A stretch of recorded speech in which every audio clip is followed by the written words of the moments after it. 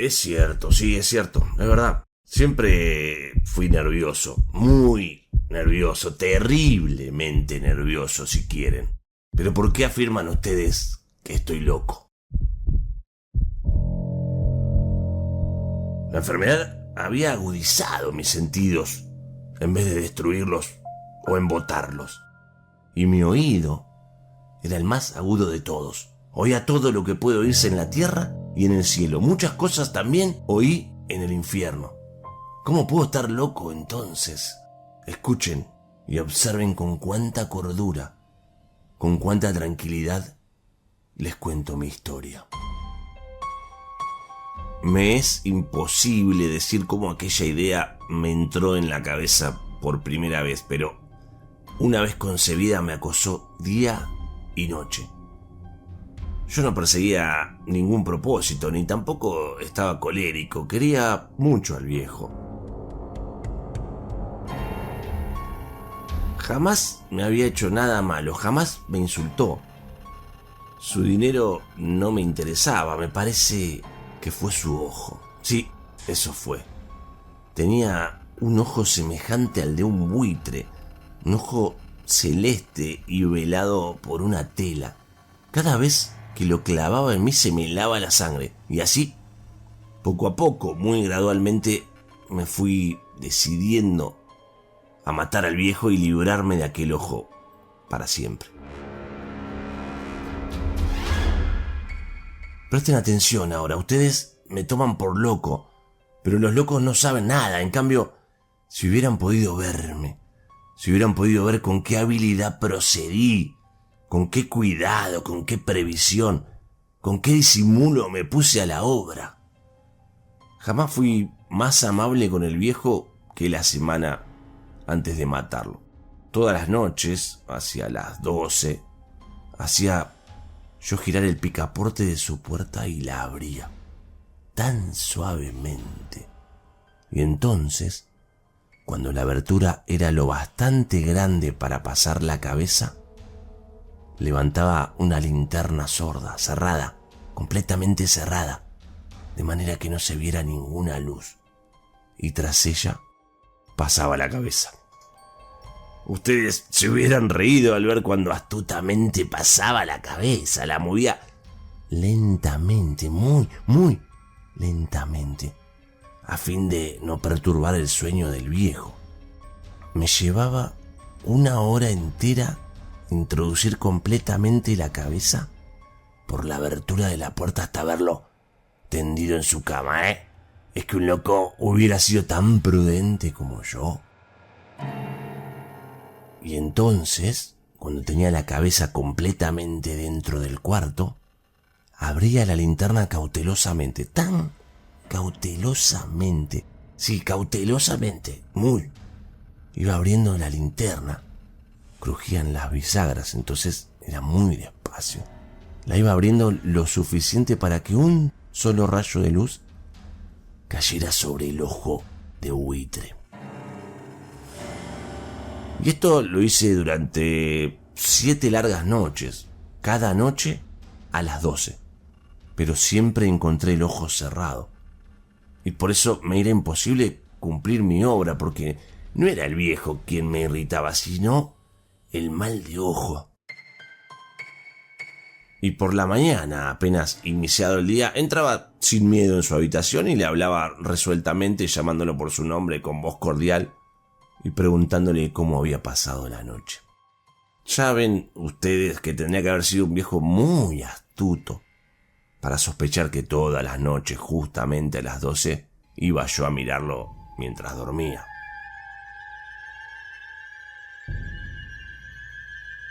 Al llegar a la 8ª noche, procedí con mayor cautela que de costumbre al abrir la puerta. El minutero de un reloj se mueve con más rapidez de lo que se movía mi mano. Jamás antes de aquella noche había sentido el alcance de mis facultades, de mi sagacidad. Apenas lograba contener mi impresión de triunfo, pensar que estaba ahí abriendo poco a poco la puerta y que él ni siquiera soñaba con mis secretas intenciones o pensamientos. Me reí entre dientes ante esta idea y quizá me oyó, porque lo sentí moverse repentinamente en la cama como si se sobresaltara. Ustedes pensarán que me eché hacia atrás, pero no.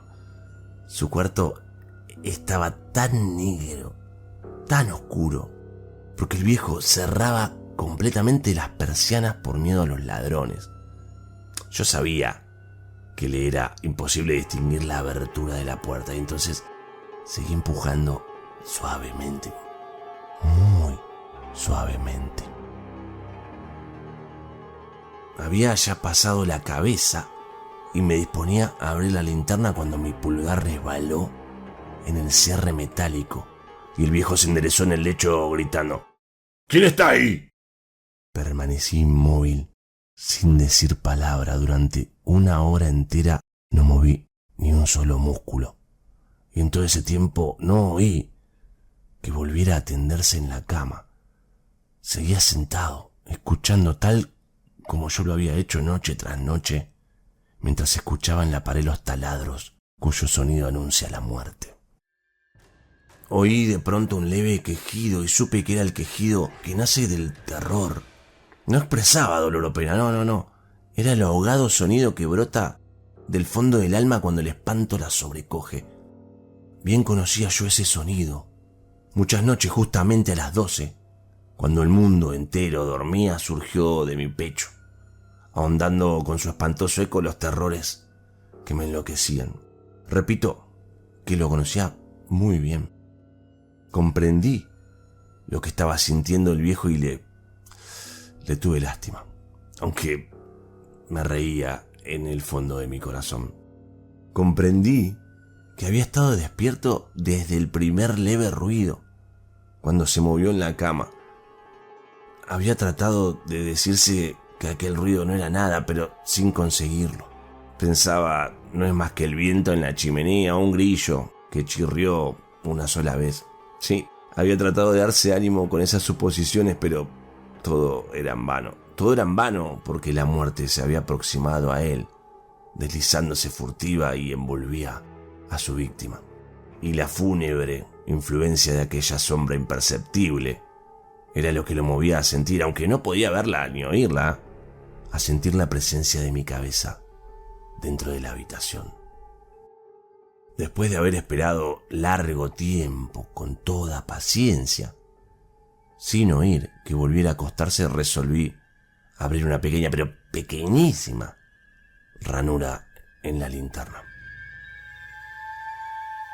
Así lo hice. No pueden imaginarse ustedes con qué cuidado, con qué inmenso cuidado, hasta que un fino rayo de luz semejante al hilo de la araña brotó de la ranura y cayó de lleno sobre el ojo de buitre. Estaba abierto de par en par, y yo empecé a enfurecerme mientras lo miraba. Lo vi con toda claridad, de un azul apagado y con aquella horrible tela que me helaba hasta el tuétano. Pero no podía ver nada de la cara o del cuerpo del viejo, pues, como movido por un instinto, había orientado el haz de luz exactamente hacia el punto maldito. ¿No les dije ya que lo que toman erradamente por locura es solo una excesiva agudeza de los sentidos? En aquel momento llegó a mis oídos un resonar apagado y presuroso como el que podría ser un reloj envuelto en algodón. Aquel sonido también me era familiar. Era el latir del corazón del viejo. Aumentó aún más mi furia, tal como el redoblar de un tambor estimula el coraje de un soldado. Pero incluso entonces me contuve y seguí callado, apenas si respiraba. Sostenía la linterna de modo que no se moviera, tratando de mantenerme con toda la firmeza posible el haz de luz sobre el ojo. Entretanto, el infernal latir del corazón iba en aumento. Se hacía cada vez más rápido, cada vez más fuerte, momento a momento. El espanto del viejo tenía que ser terrible, cada vez más fuerte, más fuerte. ¿Me siguen ustedes con atención lo que estoy diciendo? Les he dicho que soy nervioso, sí, lo soy. Y ahora, a medianoche, en el terrible silencio de aquella antigua casa, Un resonar tan extraño como aquel me llenó de un horror incontrolable. Sin embargo, me contuve todavía algunos minutos y permanecí inmóvil. Pero el latido, ese latido crecía cada vez más fuerte, más fuerte. Me pareció que aquel corazón iba a estallar. Y una nueva ansiedad se apoderó de mí. Algún vecino podía escuchar aquel sonido. La hora del viejo había sonado. Lanzando un alarido, abrí del todo la linterna y me precipité en la habitación. El viejo clamó una vez, nada más que una vez. Me bastó un segundo para arrojarlo al suelo y echarle encima el pesado colchón. Sonreí, sí, alegremente, al ver lo fácil que me había resultado todo. Pero durante varios minutos, el corazón siguió latiendo con un sonido ahogado. Claro que no me preocupaba, porque nadie puede escucharlo a través de las paredes. Cesó por fin de latir. El viejo había muerto. Levanté el colchón y examiné el cadáver. Sí, estaba muerto, completamente muerto. Apoyé la mano sobre el corazón y la mantuve así largo tiempo. No se sentía nada, el menor latido. El viejo estaba bien muerto. Su ojo no volvería a molestarme.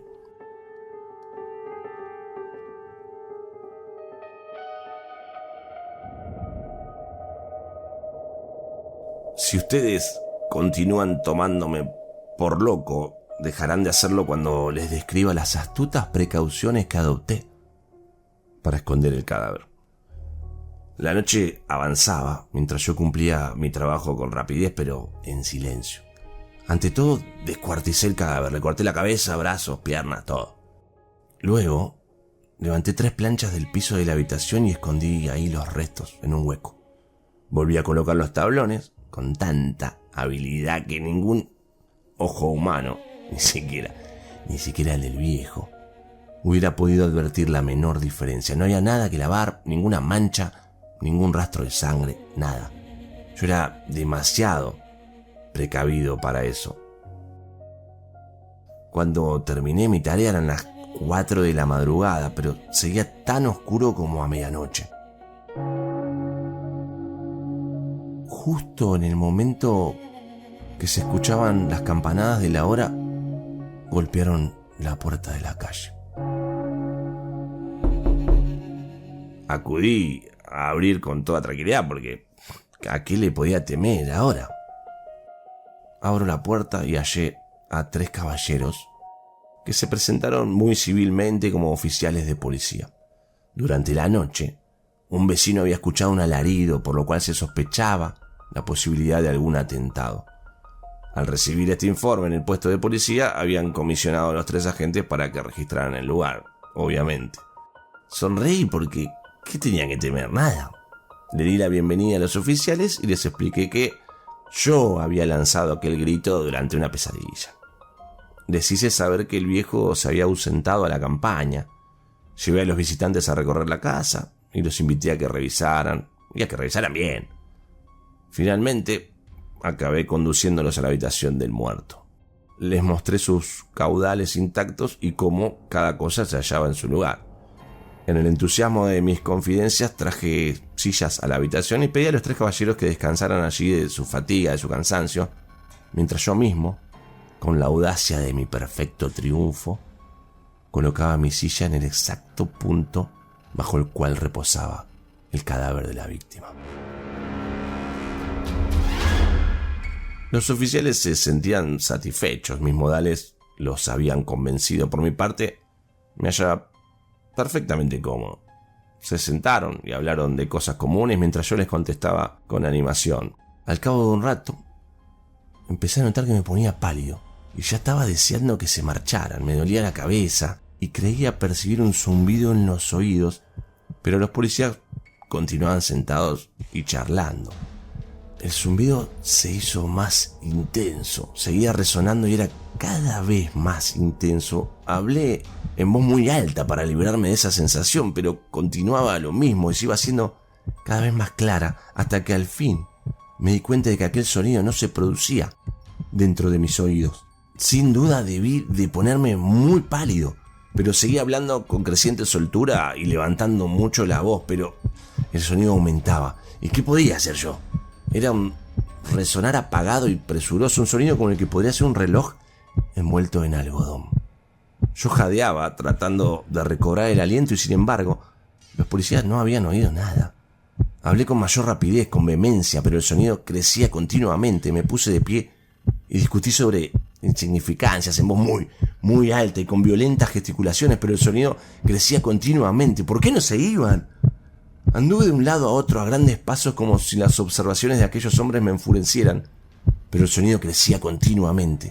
¡Ay, Dios! ¿Qué podía hacer? ¿Qué más podía hacer yo? Lancé palabras de rabia, maldije, juré. Balanceando la silla sobre la cual me había sentado, raspé con ella las tablas del piso, pero el sonido sobrepujaba a todos los otros y crecía sin cesar. Más alto, más alto, más alto. Y entre tanto, los hombres seguían charlando, plácidamente y sonriendo. ¿Era posible que no oyeran? ¡Dios! No, claro que lo oían y que sospechaban. Sabían y se estaban burlando de mi horror, sí, así lo pensé y así lo pienso hoy. Pero cualquier cosa era preferible a aquella agonía, cualquier cosa sería más tolerable que aquel escarnio. No podía soportar más tiempo con sus sonrisas hipócritas. Sentí que tenía que gritar o morir, y entonces otra vez escuchen, más fuerte, más fuerte, más fuerte, más fuerte. Basta ya de fingir malvados, aullé, Confieso que lo maté. Levanten esos tablones ahí, donde está latiendo su horrible corazón.